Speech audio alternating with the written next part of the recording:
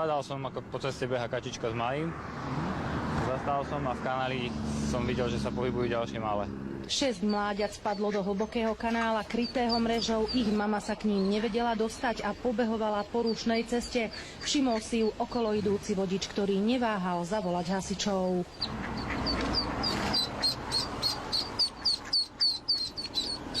Za mamičkou. Moje, aké si rýchle. Zlaté to je.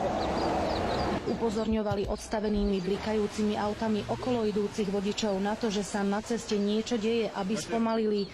Ďalšie mláďa uviazlo na druhej strane cesty. Hasiči liezli do kanála popri autách, ktoré cestou prechádzali. V premávke si tak museli dávať pozor aj sami na seba.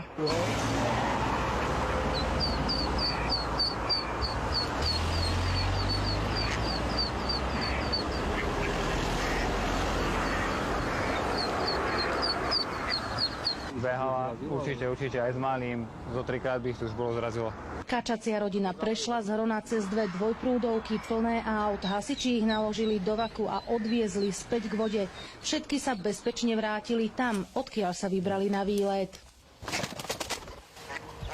Oni pôjdu za ňou.